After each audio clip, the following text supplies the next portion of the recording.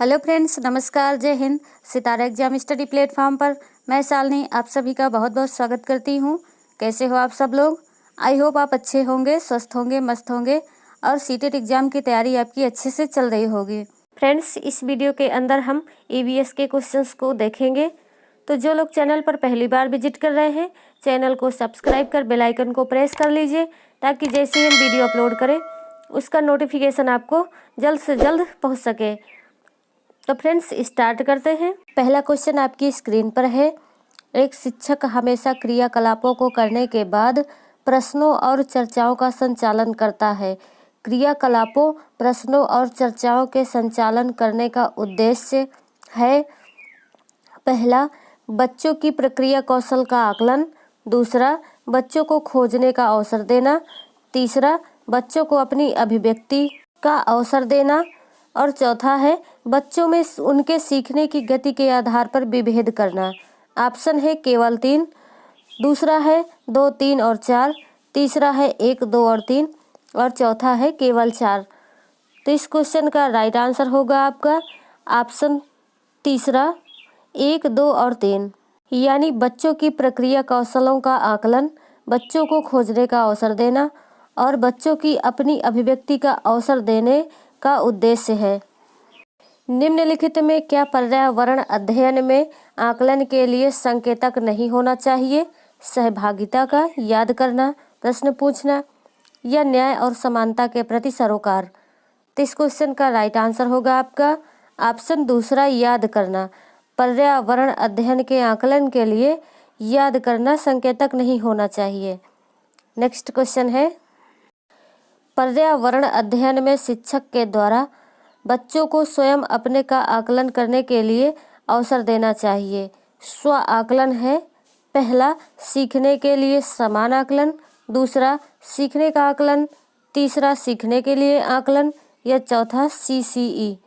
तो इस क्वेश्चन का राइट आंसर होगा आपका ऑप्शन पहला, सीखने के लिए समान आकलन। पर्यावरण अध्ययन में शिक्षक के द्वारा बच्चों को स्वयं अपने का आकलन के लिए अवसर देना चाहिए।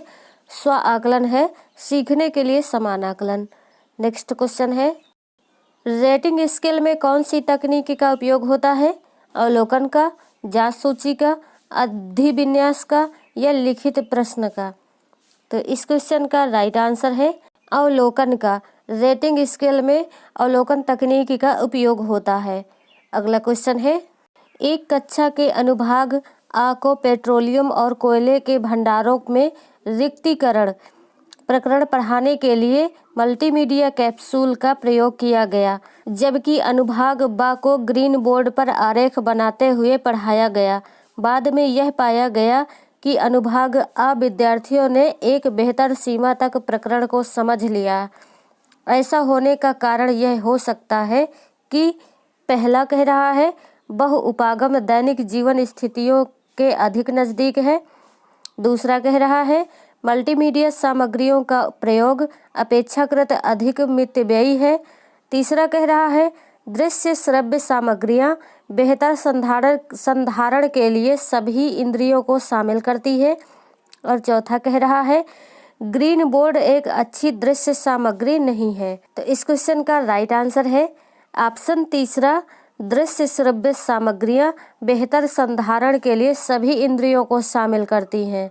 कक्षा के अनुभाग आ को पेट्रोलियम और कोयले के भंडारों में रिक्तीकरण प्रकरण पढ़ाने के लिए जो मल्टीमीडिया कैप्सूल का प्रयोग किया गया वह बच्चों को ज़्यादा समझ में आया, जबकि अनुभाग बा को ग्रीन बोर्ड पर आरेख बनाकर पढ़ाया गया तो वह प्रकरण अनुभाग आ के छात्रों की तुलना में अनुभाग बा के छात्रों को कम समझ में आया। इसका मतलब यही हुआ कि जो दृश्य श्रव्य सामग्रियां हैं वो समझने के लिए ज़्यादा बेहतर तरीके से सिद्ध हुई। अगला क्वेश्चन है, दोपहर के भोजन अवकाश के बाद पर्यावरण अध्ययन पढ़ाते समय आप यह पाते हैं कि बच्चे पाठ में रुचि नहीं ले रहे हैं। आप क्या करेंगे? पहला, बच्चों से कहेंगे कि वह डेस्क पर सिर रखकर आराम करें। दूसरा कह रहा है पाठ को रोचक बनाने के लिए बहुआयामी में बुद्धि पर आधारित दृश्य श्रव्य सामग्रियों का प्रयोग करेंगे। तीसरा कह रहा है प्रकरण को तुरंत बदल देंगे।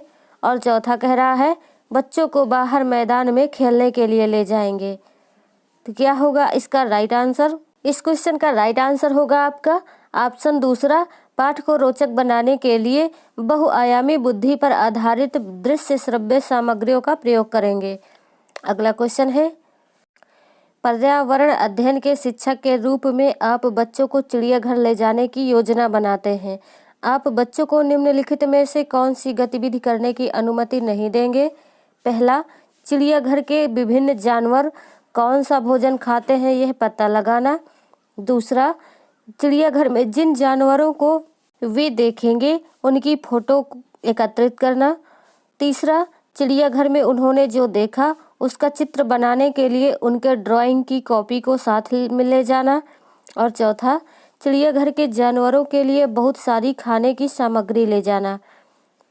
तो इस क्वेश्चन का राइट आंसर होगा आपका ऑप्शन 4, चिड़ियाघर के जानवरों के लिए बहुत सारी खाने की सामग्री ले जाना, इसकी अनुमति नहीं देंगे। अगला क्वेश्चन है, मानचित्र पढ़ने के लिए आवश्यक कौशल में शामिल है स्थान, दूरी और दिशाओं की सापेक्ष स्थिति को समझने की योग्यता, ड्राइंग और पेंटिंग में विलक्षण कुशलता, ग्लोब पर स्थिति दर्शाने के लिए स्केच और गणनाओं का उपयोग करने की योग्यता, अभिव्यक्तात्मक योग्यताओं को बाहर निकालने के लिए विलक्षण संप्रेषण कौशल।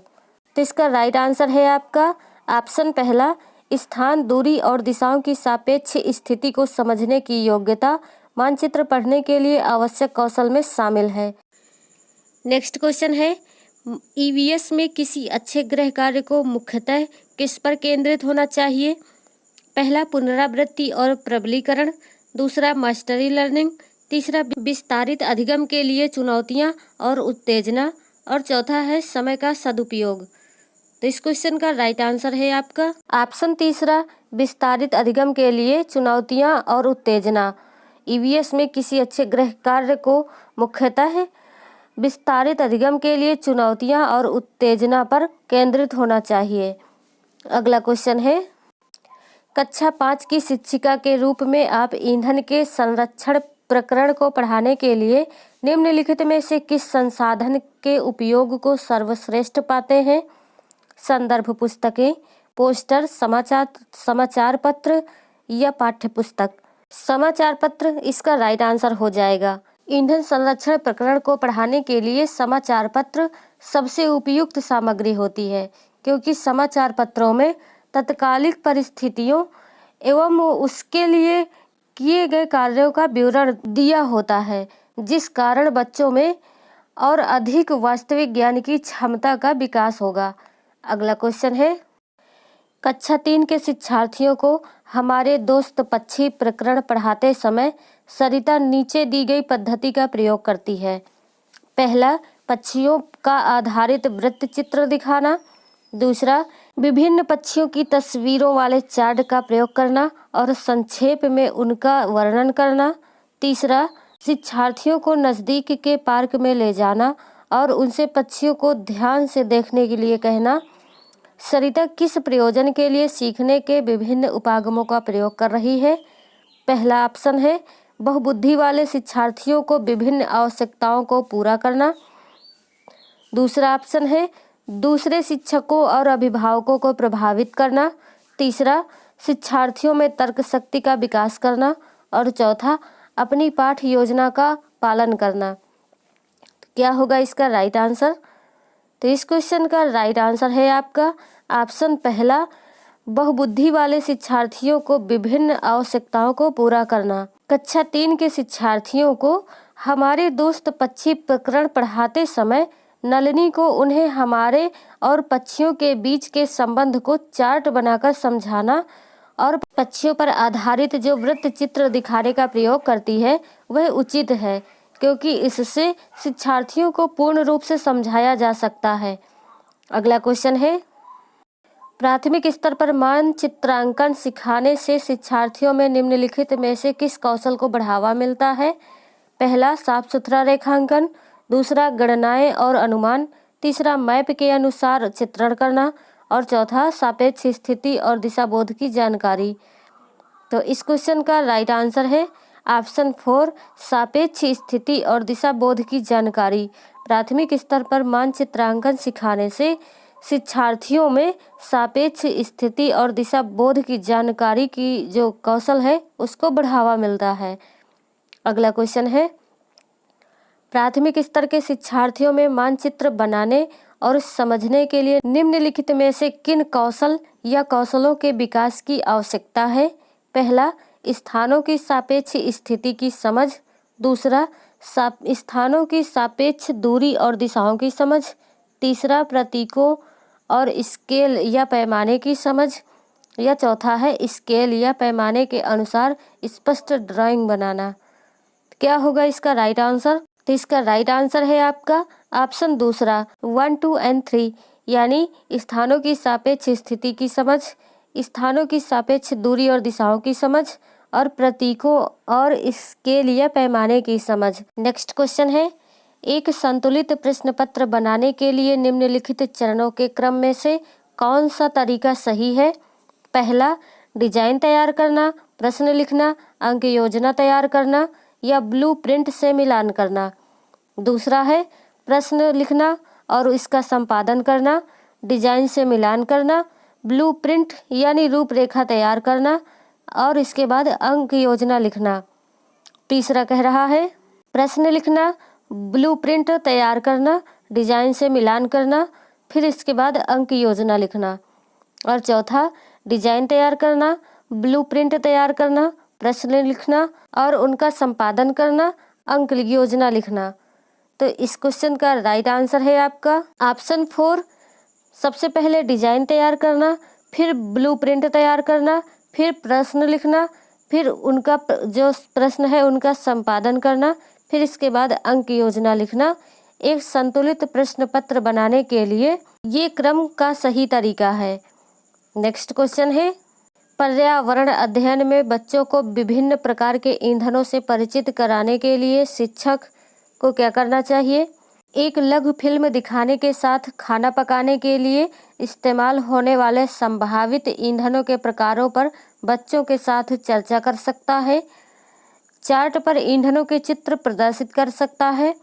बच्चों से विभिन्न प्रकार के ईंधनों की सूची बनाने के लिए कह सकता है या फिर कक्षा में कुछ ईंधनों के नमूने दिखा सकता है। तो इस क्वेश्चन का राइट आंसर होगा आपका ऑप्शन पहला, एक लघु फिल्म दिखाने के साथ खाना पकाने के लिए इस्तेमाल होने वाले संभावित ईंधनों के प्रकारों पर बच्चों के साथ चर्चा कर सकता है।